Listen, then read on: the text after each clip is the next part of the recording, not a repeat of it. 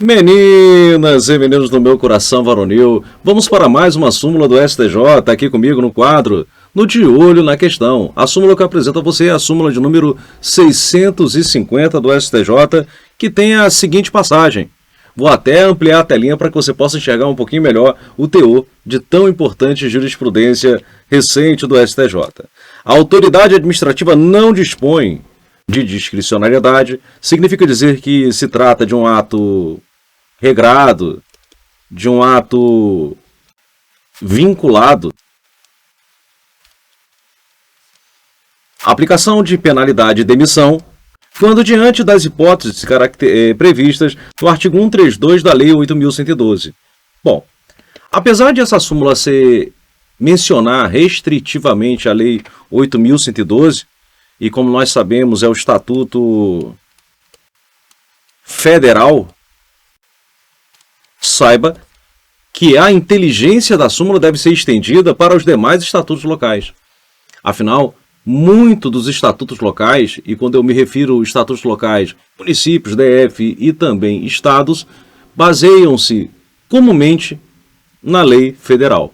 Então, por lá também existem hipóteses de demissão e deve ser, por lá, o assunto tratado da mesma maneira, ou seja, por simetria, em havendo disposição que traga um rol no Estatuto do Estado, DF ou dos municípios, a autoridade administrativa ela não tem liberdade. Ela é cara crachá. Verificou a hipótese, verificou a infração gera demissão. É o caso de, no final do processo administrativo disciplinar, conferidos os princípios do contraditório e da ampla defesa, aplicar-se a pena de demissão. Não é se socorrer de dosimetria, de razoabilidade, proporcionalidade. Não existe discricionariedade. Perfeito? Apesar de mencionar-se, e mais uma vez, tão somente a lei federal. Nós sabemos que o nosso ordenamento ele não admite há muito tempo, né? Isso foi um período de exceção, o chamado Instituto da Verdade Sabida. Significa dizer que a menor das penalidades, a mais leve das penalidades, deve ser antecedida do contraditório da ampla defesa. Então, se você quiser aplicar uma advertência, uma suspensão até 30 dias, pelo menos sindicância de natureza punitiva, permitindo no curso da sindicância, o contraditório e ampla defesa. Não há, no nosso ordenamento jurídico atual, até como decorrente da baliza constitucional, a aplicação de qualquer penalidade que não seja antecedida do contraditório e da ampla defesa. Então, não se aplicando, portanto, o Instituto da Verdade Sabida. É verdade, eu sei, estou te punindo. Por quê? Estou te punindo. Mas eu não esqueça. A agasalha está no seu assentamento funcional. Isso não existe. O poder disciplinar, a gente aprende lá nas lições do direito administrativo que ele tem costuma ter uma dupla faceta, uma dupla forma de ser interpretado. Ora, vinculado, ora, discricionário. E assim a gente veio ensinando o tempo todo para vocês.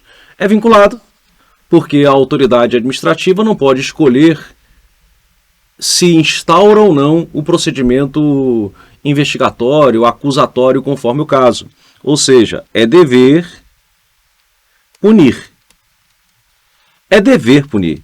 Havendo a infração, é dever punir. Você talvez não saiba tipificar, até porque a tipicidade do poder disciplinar, o sancionador disciplinar, ele é um pouquinho diverso do ius puniendi.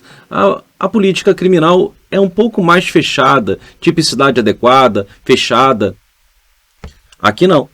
Aqui o dever de punir ele tem uma tipicidade que costuma ser classificada como tipicidade aberta, porque nem sempre você vai encontrar um rol de sanções para correspectivas infrações. A cada infração, uma sanção. Isso está lá no direito punitivo, direito no criminal, em que a cada infração, uma correspectiva sanção. Não há crime sem lei anterior e não há crime sem prévia cominação legal. Aqui não funciona dessa forma. Então não existe escolha entre punir e não punir. Deve punir até sob pena de se incorrer em condescendência criminosa.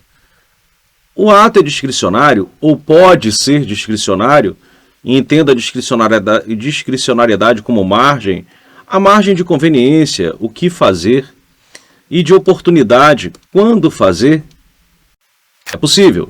É possível quando a lei assim permita a gente aplicar a razoabilidade, a proporcionalidade. Quando a lei não permite, o ato é vinculado.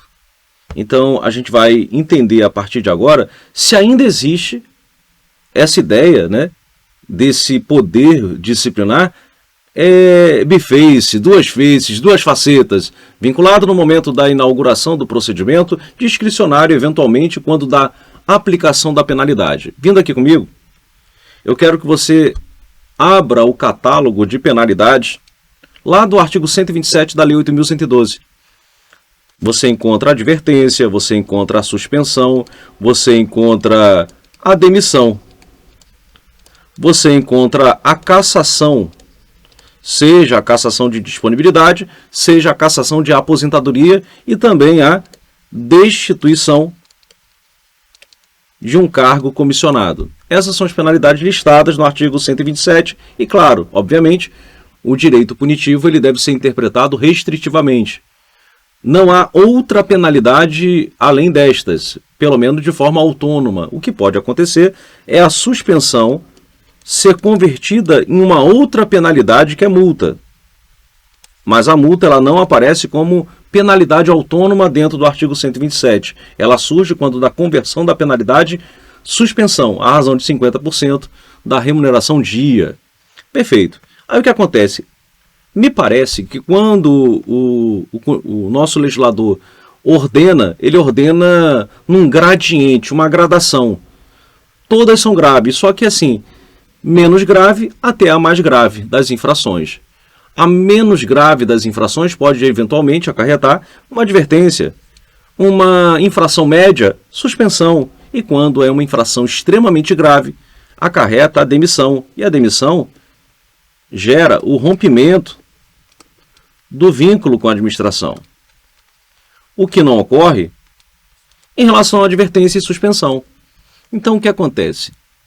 O STJ, interpretando a Lei 8.112 há muito tempo, e veio a consolidar nessa súmula o seu entendimento de que não se aplica, acompanhe comigo, não se aplica a ideia de você levar em consideração as circunstâncias agravantes, atenuantes, antecedentes funcionais.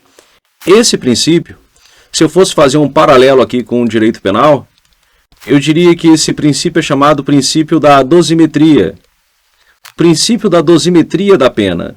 Ou seja, em que a autoridade judicante, a autoridade que vai proceder ao julgamento, ela vai se socorrer de princípios como o da razoabilidade, da proporcionalidade para a aplicação da penalidade. Então, sendo uma penalidade, sendo uma infração boba, uma advertência. Sendo uma infração média, uma suspensão. E uma suspensão de quantos dias? De 10, de 15, de 20. Então perceba que dependendo da natureza da infração e a penalidade que vai ser aplicada, ainda existe um campo de discricionariedade reservado ao nosso administrador. Afinal, o artigo 128 ele não foi reconhecido inconstitucional. Não. E é até bom, né? É até bom que diante de determinadas infrações que não são tão graves, possa se conferir ao administrador uma margem de conveniência e oportunidade. Só que essa margem de conveniência e oportunidade, ela não existe sempre. Para o STJ, sendo hipóteses das infrações listadas no artigo 132, não há discricionariedade. Como assim? Então você já sabe qual vai ser o resultado naturalístico do processo administrativo disciplinar? Não, não é bem assim. Até porque durante o curso do processo administrativo disciplinar, nós temos uma instrução e dentro dessa instrução se confere o direito à defesa. Então o servidor pode demonstrar, tentar dissuadir a administração pública para não aplicar-se a penalidade máxima que rompe o vínculo funcional, que é a demissão. Então ele pode tentar afastar a tipificação inicial. É a única possibilidade, porque se ele não conseguir afastar, que houve uma dilapidação ao patrimônio, uma aplicação irregular, revelação de segredo, e que se apropriou e de maneira dolosa, né? Isso aí não é revelar um segredo sem intenção, é intencionalmente, com dolo, vontade de fazer, isso aí vai te acarretar o ato demissório necessariamente sem que a autoridade superior, sem que a autoridade competente tenha discricionariedade. Então, como a gente fica?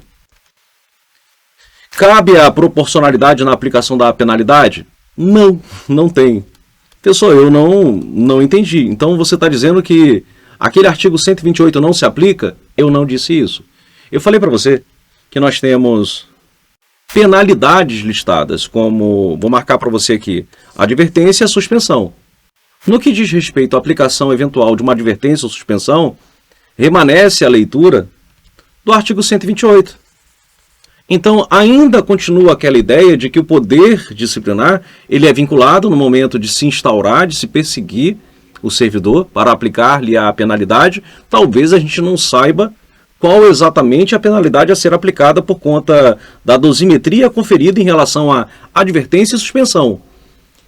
Afasta-se essa dosimetria, essa gradação, o estudo das antecedentes, das atenuantes, agravantes, os antecedentes funcionais, no que diz respeito ao artigo 132. Porque aqui o ato é regrado, o ato é vinculado. Não há escapatura do nosso agente público. Ele não vai escapar de ser demitido. E isso funciona da mesma forma em relação à cassação de aposentadoria. Apesar de, atenção, apesar de o STJ não ter mencionado isso expressamente dentro da súmula, não há necessidade. Você aprende que a cassação é quando, de aposentação, ela ocorre quando na atividade,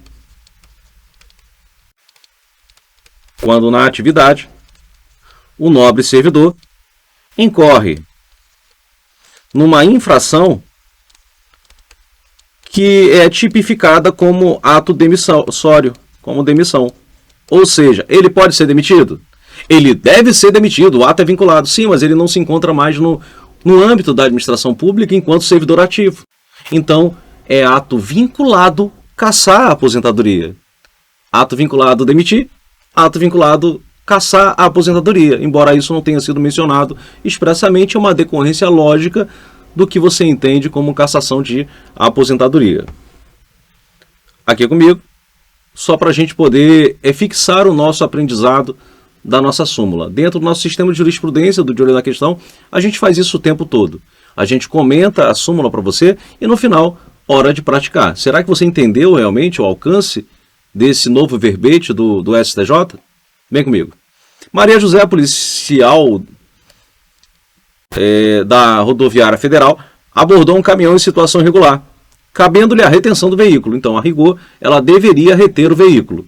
No entanto, seduzida pela lábia do caminhoneiro, por favor, Maria José, poxa, deixa eu ir embora, não faz isso comigo não, eu sou trabalhador, tal. Aí Maria José, não vai. Aí ele, faço uma aposta contigo, Maria José. Fala, qual é a aposta? Eu aposto R$150 que eu vou embora. Né, que eu vou embora. Eu aposto R$150. Se eu te der R$150, eu consigo ir embora. Eu tô apostando contigo. Aí, Maria José, você acaba de ganhar a aposta. Aí se entrega R$150 liberando o veículo. Houve o ato de corrupção ativa do caminhoneiro e corrupção passiva de Maria José. Mas foi tão pouquinho, né? Aí foi só R$150. Na situação hipotética, foi aberto um processo administrativo disciplinar, confere-se o contraditório e também a defesa e culmina com a penalidade de demissão, aplicada apesar da modicidade dos valores envolvidos.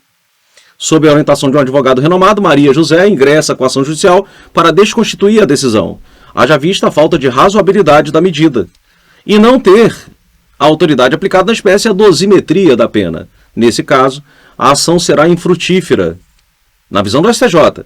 Isso porque o ato é vinculado da autoridade competente, é ato vinculado à autoridade competente à aplicação da penalidade de demissão. Talvez você, assim como Maria José, fosse seduzido a falar que realmente R$150 é um valor muito baixo e por isso aplicar-se-ia a dosimetria, a necessidade de você atenuar a penalidade. Não é isso? Fosse advertência, fosse suspensão. essa dosimetria não cabe realmente dentro dos atos infracionais que acarretem a demissão. Então, é infrutífera a ação, o ato é vinculado, e assim a gente fecha a análise de mais uma súmula em seu ambiente, de olho na questão.